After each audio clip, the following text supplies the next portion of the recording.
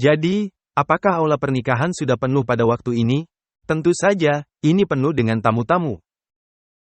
Ikan-ikan sudah terkumpul, perahunya sudah penuh. Sekarang mereka akan membawa perahu kemana? Mereka akan membawa perahu ke pantai. Dan akan ada pekerjaan pemisahan. Perhatikan ayat 11. Ketika raja itu masuk untuk bertemu dengan tamu-tamu itu. Apa yang dilakukan seorang raja sekarang? Dia datang ke aula pernikahan. Dan untuk apa dia datang? Dia datang untuk melihat. Dan saya akan memberitahumu sesuatu tentang kata itu. Ada sebuah kata yang umum dalam bahasa Yunani untuk melihat, yaitu kata blepo. Sangat umum, itu adalah kata yang paling sering diterjemahkan untuk melihat. Ini bukan kata blepo, ini adalah kata yang tidak biasa. Ini adalah kata theaomai. Sebentar lagi dan saya akan beritahu Anda apa artinya. Tetapi ketika raja masuk untuk melihat siapa? Para tamu. Ia melihat seorang di sana yang tidak mengenakan apa? Pakaian pesta. Jadi, apakah raja sekarang akan memeriksa para tamu untuk melihat apakah mereka memiliki pakaian itu dan mereka berhak berada di sana? Apakah Anda melihat di sini? Perumpamaan-perumpamaan Yesus sangat cocok dengan nubuat-nubuat dalam kitab Daniel dan kitab Wahyu. Jadi, halaman berikutnya. Terjemahan, melihat, lemah.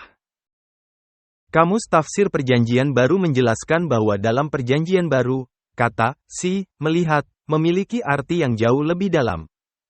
Berikut ini adalah definisinya. Secara teratur berkonotasi intensif, menyeluruh, berlama-lama, takjub, reflektif, memahami, observasi.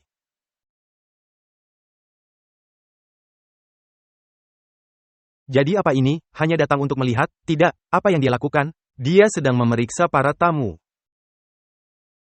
Bisakah kita menggunakan kata menyelidiki para tamu? Tentu saja, iya. Sekarang Ellen White menjelaskan konteks bait suci dari ujian surgawi. Hal ini terdapat dalam 4 Spirit of Prophecy, halaman 266. Ketika dosa-dosa manusia pada zaman dahulu dipindahkan dalam bentuk simbol, itu sebagai suatu lambang ke bait suci duniawi oleh darah korban penghapus dosa. Maka dosa-dosa kita sebenarnya dipindahkan ke bait suci surgawi oleh darah Kristus.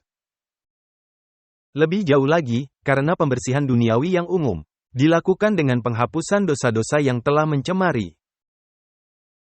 Jadi, pembersihan surgawi yang sebenarnya akan dilaksanakan dengan penghapusan atau penghilangan dosa-dosa yang tercatat di sana. Hal ini memerlukan pemeriksaan terhadap kitab-kitab peringatan untuk menentukan siapa yang melalui pertobatan dari dosa dan iman kepada Kristus, berhak mendapatkan manfaat penebusannya.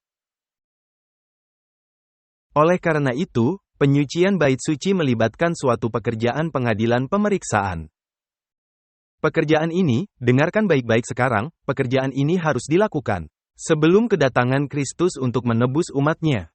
Karena apabila ia datang, upahnya ada padanya untuk diberikan kepada setiap orang menurut perbuatannya.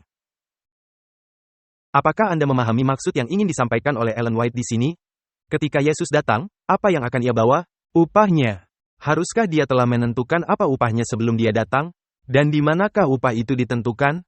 Itu ditentukan oleh pemeriksaan terhadap nama-nama yang ditemukan dalam buku. Pemeriksaan kehidupan. Sekarang semua orang percaya sedang diperiksa. Perhatikan pernyataan ini, Christ Object Lessons, halaman 310.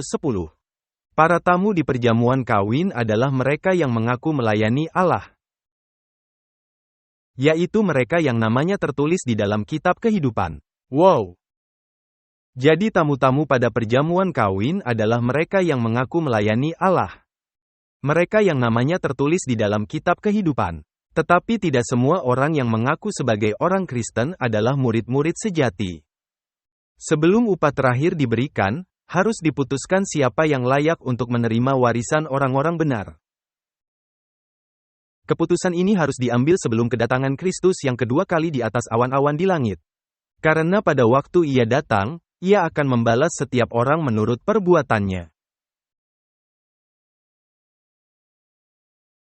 Berapa banyak orang yang harus menghadap tahta pengadilan Kristus?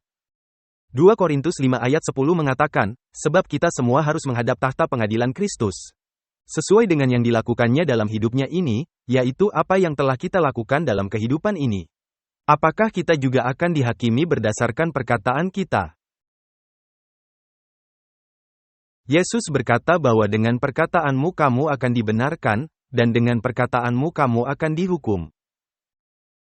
Jadi, apakah perkataan kita akan diperiksa dalam penghakiman? Tentu saja benar. Bagaimana dengan hal-hal rahasia di dalam diri kita yang tidak menampakkan diri secara luar? Pengkhotbah 12 ayat 14 berkata, karena Allah akan membawa setiap perbuatan ke pengadilan yang berlaku atas segala sesuatu yang tersembunyi. Jadi, ketika Yesus datang, apa yang akan Ia bawa? Ia akan membawa upahnya untuk diberikan kepada setiap orang sesuai dengan apa? Sesuai dengan perbuatannya. Matius 7 ayat 21-23, saya tidak memasukkan semua ayat-ayat di sini. Tetapi disinilah orang-orang mengklaim nama Yesus. Mereka berkata, bukankah kami bernubuat demi namamu? Bukankah kami telah mengadakan mukjizat-mukjizat dalam namamu? Bukankah kami telah mengusir setan demi namamu? Dan apa yang dikatakan Yesus kepada mereka? Oh ya, jika mereka melakukan dalam nama Yesus, apakah mereka mengaku sebagai orang percaya? Tentu saja. Jadi apa yang dikatakan Yesus kepada mereka? Ia berkata, ya, masuklah. Tidak. Apa yang Yesus katakan? Aku tidak pernah mengenal kamu. Enyahlah daripadaku, kamu sekalian pembuat kejahatan. Apakah mereka mengaku sebagai orang percaya? Tentu saja. Kita membaca dalam Matius 13 ayat 47-50 tentang ikan yang baik dan ikan yang jahat. 2 Korintus 11 ayat 13-15 mengatakan bahwa di dalam gereja ada pelayan-pelayan ketidakbenaran yang berpakaian seperti pelayan-pelayan kebenaran. Matius 13 ayat 30 mengatakan bahwa akan ada gandum dan lalang di dalam gereja. Matius 25 ayat 1-10 mengatakan bahwa akan ada gadis-gadis yang bijaksana dan apa? Gadis-gadis yang bijaksana dan gadis-gadis yang bodoh. Jadi, apa tujuan dari penghakiman ini? Tujuan dari penghakiman adalah untuk menyatakan kepada alam semesta, apakah pertobatan, pengakuan, iman, dan baptisan itu asli atau tidak. Bukti dari pertobatan yang sejati adalah apa? Kehidupan yang dikuduskan yang menghasilkan perbuatan-perbuatan yang mengalir dari pertobatan. Allah menyelamatkan kita dengan kasih karunia melalui iman, tetapi Ia akan menghakimi kita karena perbuatan kita. Karena perbuatan-perbuatan itu menyatakan apakah iman itu asli atau tidak. Kata-kata itu berharga. Perhatikan apa yang Ellen White katakan tentang hal ini. Ketika manusia masih tinggal di bumi, pekerjaan pengadilan pemeriksaan berlangsung di pengadilan surga. Berapa banyak yang hidup? Semua, nyawa semua, apakah mereka para tamu? Mereka adalah para tamu. Kehidupan semua orang yang mengaku pengikutnya akan diperiksa di hadapan Allah. Semua orang diperiksa menurut catatan kitab-kitab di surga. Dan menurut perbuatannya, takdir masing-masing telah ditetapkan untuk selama-lamanya. Jadi, ketika umat yang mengaku Tuhan ada di bumi, penghakiman terjadi di mana? Di surga, dan semua orang yang telah mengaku nama Yesus akan diperiksa dalam penghakiman ini. Perhatikan Kraal's Object Lessons, halaman 312. Kebenaran adalah perbuatan yang benar. Dan berdasarkan perbuatan merekalah semua orang akan dihakimi. Karakter kita dinyatakan oleh apa? Dengan apa yang kita lakukan. Perbuatan menunjukkan apakah iman itu asli. Apakah Ellen White benar dalam penilaiannya? Tentu saja, karena seperti yang telah kita lihat. Dalam Alkitab, penghakiman selalu berkaitan dengan pemeriksaan atas tindakan, perkataan, perbuatan, pikiran, motif, dan niat hati kita.